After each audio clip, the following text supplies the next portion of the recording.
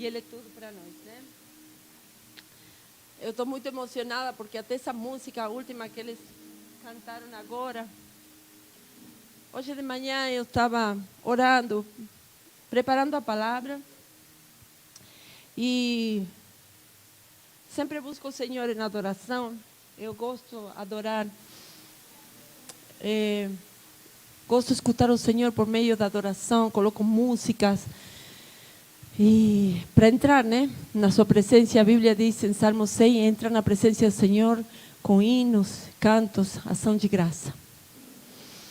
E eu estava lá orando, adorando e pedindo para o Senhor a palavra para hoje, né? Nós estamos falando de maturidade, e a maturidade é tão importante, sermos maduros, filhos maduros, que escutam o Senhor, que buscam o Senhor, que amam o Senhor, que entendem o coração do Pai. Ontem eu estava falando com alguém, falando assim, tem muitos crentes, né? Muitos crentes. O Brasil é um país de crente. Mas tem poucos que conhecem realmente o coração do Pai Celestial. Eu, do fundo do meu coração, desejo que nós sejamos uma igreja, não de crentes. Crentes tem muito. Mas uma igreja que conhece o coração do Pai. Então declare comigo, eu sou um filho que conhece o coração do Pai Celestial. Precisamos conhecer, sabe por quê? Porque quando você conhece, você sabe que por mais dificuldade que você esteja passando, isso vai passar. Como a palavra, estou passando por dificuldades, pastor, eu estou passando por situação, mas vai passar. Você mesmo está falando, eu estou passando, ou seja, estou passando, do verbo eu passo, tu passa, nós passamos, estamos passando, né? Então vamos passando, e vai passar, vai ficar para trás. Então, quando a gente tem essa visão, quando nós temos esse entendimento, claro, a gente chora, a gente fica preocupado, a gente fica, às vezes perdemos o norte, porque somos seres humanos. Eu também já passei por situações, gente, de pensar, será que vou passar por isso? Será que isso vai passar logo? Ou vou viver nessa situação por muito tempo? E hoje estava orando, adorando, e é engraçado porque o Senhor às vezes Ele nos leva para um caminho, né? Que achamos que pronto, essa é a palavra para hoje. E aí vai mais fundo e o Espírito Santo começa a falar com você e de repente você vê que aquilo que você achava, não é, o Senhor estava te guiando, né? Te mostrando. E agora eles cantaram essa última música e gente, o Espírito Santo, Deus e a Natália, o pessoal da adoração, sabe, dificilmente eu dou um palpite sobre as músicas que vão cantar. Normalmente eu deixo eles orarem, buscarem no Senhor e escutar o que Deus tem para nós na adoração. E essa última música tem tudo a ver com a palavra que o Senhor deu para hoje. E é engraçado porque eu comecei com o primeiro livro da Bíblia e o Senhor me guiou para o último livro da Bíblia. Porque Ele é o princípio e Ele é o fim. Né? E olha que legal. Se você puder abrir comigo no livro do Apocalipse, capítulo 4. Vivemos dias incertos. Vivemos dias em que somente o Senhor nos traz paz. Lamentavelmente, nós estamos vendo mais fortemente a cada dia o egoísmo, a posição do homem mal criado, vamos dizer assim, que uma hora acorda de bom humor e decide algo para a cidade, para o país, porque não só nosso estado de São Paulo que está vivendo uma situação que vai acontecer, qual é o novo decreto, e deixa não só pelo fato de que se fecha, que é um vírus, senão que deixa muita incerteza para muita gente isso. Uma hora você sabe, não sabe se sai para a rua, se não sai, se fica, se não fica, se perde algo ou se não perde.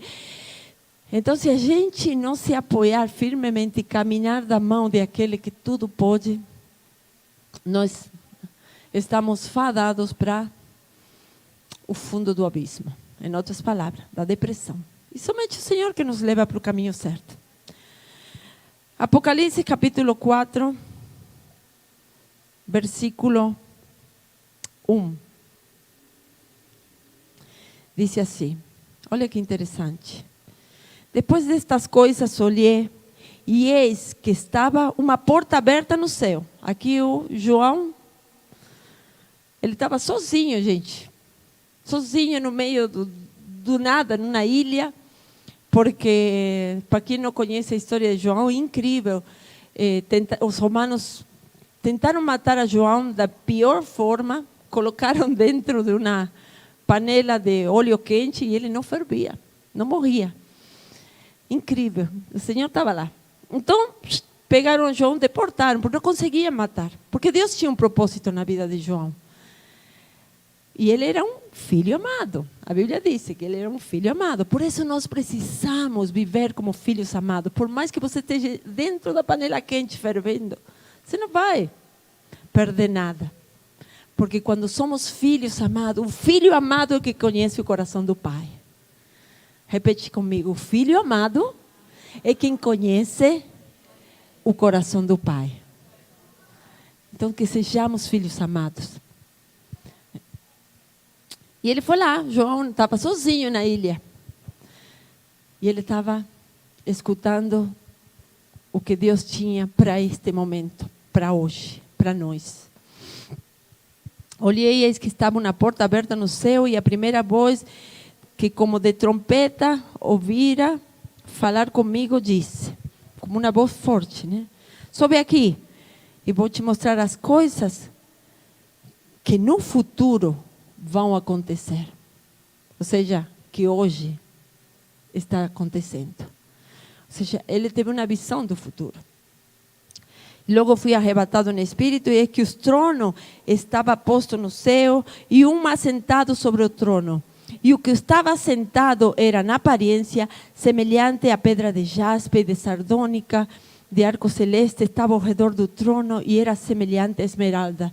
Ele está dando a descrição de Deus. Ele brilhava tanto que ele parecia pedras preciosas, então João não conseguia enxergar diretamente como era Deus. E eu quero que preste atenção nesse próximo versículo, porque tem muito a ver, gente, que o Espírito Santo foi me guiando, né? Porque eu fui preparando uma palavra, depois outra, e aí fez tanto sentido tudo isso para mim. E ao redor do trono havia 24 tronos, e via sentados sobre os tronos 24 anciãos vestidos de vestes brancas, e tinham sobre a cabeça coroas de ouro. E do trono saíam relâmpagos e trovões e vozes. E diante do trono ardiam 7 lâmpadas de fogo, as quais são os 7 Espíritos de Deus. E havia diante do trono como mar de vidro, semelhante ao cristal.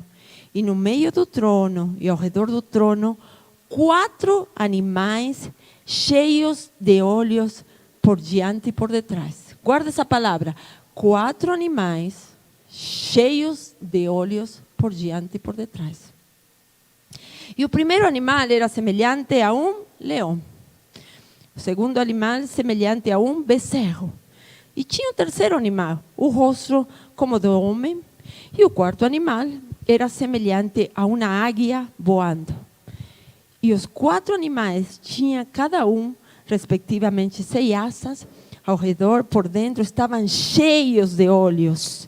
E não descansavam, nem de dia, nem de noite, dizendo: Santo, Santo, Santo, Deus Todo-Poderoso, que era que ia de vir. Por isso me emocionei tanto, gente. Porque falei, como Deus é fiel, Ele me confirmando a palavra. Porque até aqui, no meio da adoração, eu ainda estava orando, porque estava com 2 palavras, realmente. E aí, quando começaram, eu falei, uau, Deus é fiel. Gente, essa é uma visão do futuro, disse lá, mais de 2000 anos atrás, João, olhando para o céu e vendo o trono de Deus e os seres vivos, 4 seres vivos, cheios de olhos, adorando junto com os anciãos ao redor do trono, dia e noite, ao que é, ao que era e ao que há de vir. E isso me levou a uma reflexão muito profunda. Porque nós estamos vivendo dias tão incertos, né? Às vezes a gente é cheia de temor. Hoje eu fiquei meio triste, não sei, para quem não sabe, meu esposo viajou para o Chile e ele chegando lá, ele teve que cumprir um protocolo que realmente quebrou meu coração. Ele até falou, nossa, deve ser duro estar isolado na prisão, ele falou, né? Porque embora o governo do Chile pegou todos os passageiros que vinham no avião que vinha do Brasil, fizeram passar por vários exames, ele já tinha feito o exame aqui antes de viajar, fizeram mais um exame, esse exame é muito agressivo, e levaram diretamente para uma casa sanitária que ele chama, mas ele foi desviado para um hotel. 24 horas para dar o resultado, se ele tem ou não o novo vírus, porque estão dizendo que tem um novo vírus e tal, do Brasil. E se não, ele seria liberado, se não ele ia ficar também, ia ir para outra casa para ser tratado. E era 24 horas, galera. Ele fez esse exame ontem, entre 5h30 e 6 da tarde, e era para ter sido liberado ontem, de 5h30 a 6 da tarde. Detalhe, ele chegou às 5h30, 6 da tarde, e levaram direto para dentro do ônibus, direto para o hotel, direto para o quarto, sem contato com ninguém, toda uma questão. E ele ficou lá esperando até a 1 da manhã, que ele tinha tomado café da manhã só em casa, até a 1 da manhã para jantar. Que trouxeram a 1 da manhã o jantar. E tipo, coloca debaixo da porta, assim, né? Tipo, preso, né? Como se você fosse, né? Se tem um vírus, uma peste, né? E levaram já o café diretamente. Então, imagina um café, como que ia ficar para o outro dia, né? E deixaram o jantar lá. Só que, desde as 6 da tarde de ontem, estou esperando para ele sair, nada. Mandaram mensagens, estamos com bastantes situações, então vai demorar para você receber a resposta. E ele ainda está lá, no hotel. E ele falou, já deveria ter saído, mas estou aqui, sozinho. E se você não está confiando em Deus, você fica triste. Eu fiquei triste pelo meu esposo. Porque ele está lá, né?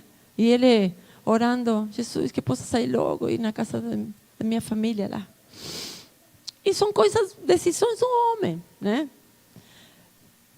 Mas se ele não tivesse Jesus e eu também, confiando que Deus tem um propósito em tudo, tempo para ele estar sozinho, tempo para ele esperar, a gente fica triste. Eu fiquei um pouco triste de saber que ele estava lá ainda. Porque eu imaginei que ele dormiu na casa da minha cunhada, mas não.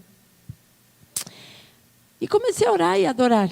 E isso se traz tanta paz, gente. Aí eu começo a chorar e vou entrar na presença do Senhor. E o Senhor me disse, a adoração é a arma secreta para a vitória. Você precisa abrir sua boca e adorar. Você precisa buscar o Senhor, cantar cânticos de alegria para o Senhor. E isso transforma o ambiente, gente. Isso transforma. E sabe, nós somos tão cegos às vezes. Por isso que eu falo, tem crentes. O país está cheio de crentes, mas tem poucos filhos de Deus que conhecem o coração do Pai. Tem pouco. Seja um filho que conhece o coração do Pai. Tem poucos.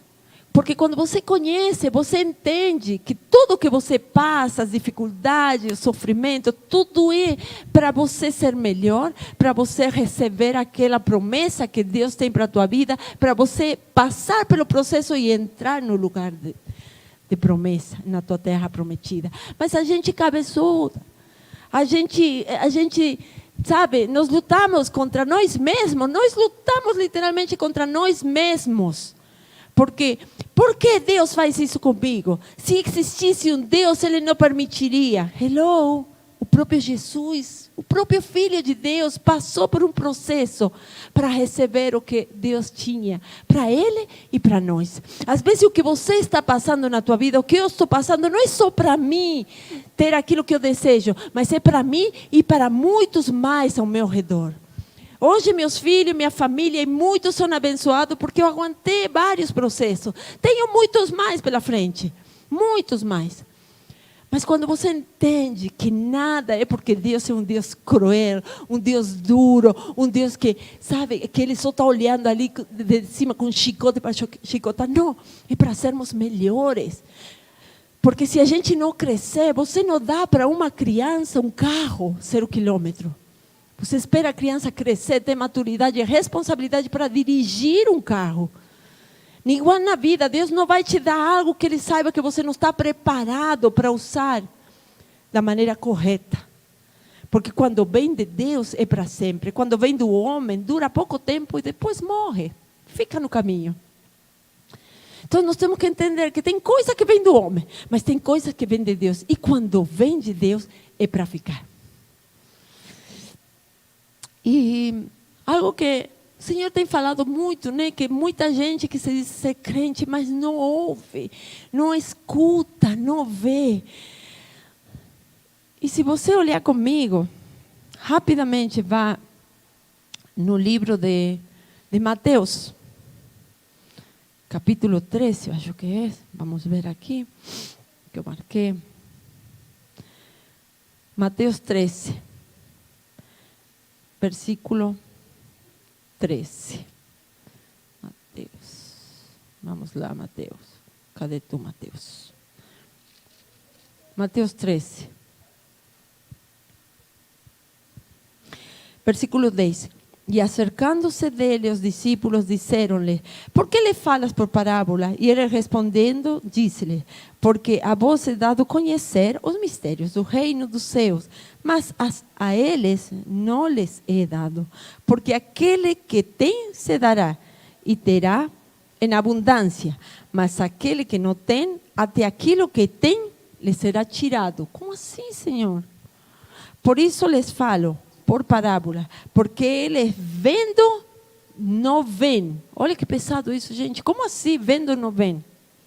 E ouvindo não ouvem, nem compreendem. E nele se cumpre a profecia de Isaías que diz: ouvindo ouvireis, mas não compreendereis. E vendo vereis, mas não percebereis. Porque o coração desse povo está endurecido. E ouviu de mau grado com seus ouvidos e fechou os olhos, para que não veja com os olhos e ouça com os ouvidos e compreenda com o coração e se converta e eu os cure. Um coração endurecido fecha os olhos para o Senhor, para o que Deus está fazendo. Um coração endurecido não vê os processos de Deus em nossas vidas.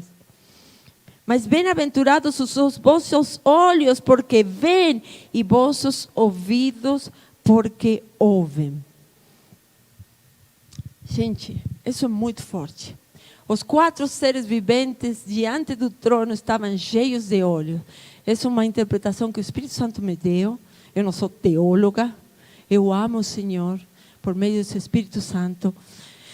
E o Senhor me disse: por que você acha que tantos olhos nos seres viventes? Porque ser vivente é você e eu. Nós precisamos ter olhos para ver o que Deus está fazendo. Nós precisamos ter olhos para entender que a adoração é o lugar seguro, que a adoração é o lugar da vitória, gente. Adore ao Senhor. Jesus disse: adoradores em espírito e verdade. O que significa isso? Um adorador não é alguém que só vem na igreja, levanta os braços, canta aleluia para todo mundo ver. Um adorador é o que se comporta como tal na sua casa, diante da sua família, diante do seu vizinho, cumprimenta, é luz. O adorador é luz. Mesmo que, ai pastora, eu não sei pregar o evangelho. Pregue o evangelho com um sorriso. Pregue o evangelho com um bom dia. Pregue o evangelho respondendo aquele WhatsApp chato que te manda uma fotinho de bom dia todos os dias, que eu não gosto muito, mas a pessoa quer se comunicar de alguma maneira e às vezes ela não sabe. Então responda, escuta aquele áudio de 4, 5 minutos. Ai, que chato, eu não gosto de escutar áudio longo. Escuta, isso é amor. Gente, tem muita gente pregando por aí sobre você ter empatia e tal, mas as pessoas não têm paciência para escutar um áudio de 3, 4, 5 minutos. Ai, que chato. Pregue com amor, com paciência, com humildade. Seja luz, seja um adorador dessa maneira. Muitas pessoas sozinhas nas suas casas que precisam que você se comunique com ela, que você mande uma mensagem, que você diga: eu me lembrei de ti, Jesus te ama e você está nas minhas orações, e ora de verdade, não fala só da boca para fora. E essa é a maneira de nós representarmos o Espírito de Deus em nós. Tem muita gente que está sofrendo, galera. Tem muita gente passando necessidade aí, um toque, um carinho, uma palavra de amor. E isso que agrada ao Senhor. Isso que agrada a Deus. Não grandes atos, sabe? Mas um pouquinho, aquilo que você pode fazer. Porque todos nós temos condições, o Senhor já colocou dentro de nós, de sermos bênção para alguém. E a bênção não é só financeira, a bênção é de palavra, de atos de amor, de você dedicar um dia. Puxa, não tenho nada para dar, mas eu vou dedicar um dia, vou ir ajudar a fulana a limpar a casa dela. Ou vou mandar uma oração para uma fulana, para o ciclano. Uma pessoa que a gente conhece, muito querida, ficou sozinha durante a Covid que ela pegou.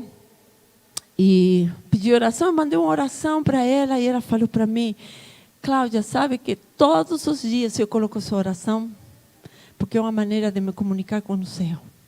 E tem me ajudado muito. Às vezes a gente não sabe, você simplesmente está orando. É algo mais que você está fazendo. Ah, mas tá, eu sempre faço isso mesmo. Mas a pessoa está tão precisando disso, da tua oração. E você não precisa ser um eloquente na oração. Só ser alguém que acredita que Deus vai responder a oração. E a adoração, gente, abre portas. A adoração abre caminhos. Por isso, imagina que importante dizer: e o Espírito do Senhor me levou para ver o que há de vir no futuro, hoje. O único que nos vai manter em pé, gente, é pedir todos os dias para o Espírito Santo que possamos enxergar aquilo que nós não estamos enxergando. Tem coisas que vêm nas nossas vidas que a gente não está enxergando, porque nós estamos tão distraídos olhando aqui e o que passa, e passando o feed de notícias, que nós não estamos enxergando o que Deus está fazendo.